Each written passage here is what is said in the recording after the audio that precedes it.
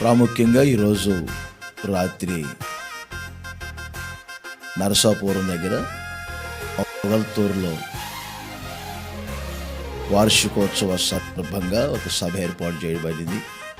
ఈరోజు రాత్రి మొగల్తూరు సభలో ఉంటాను.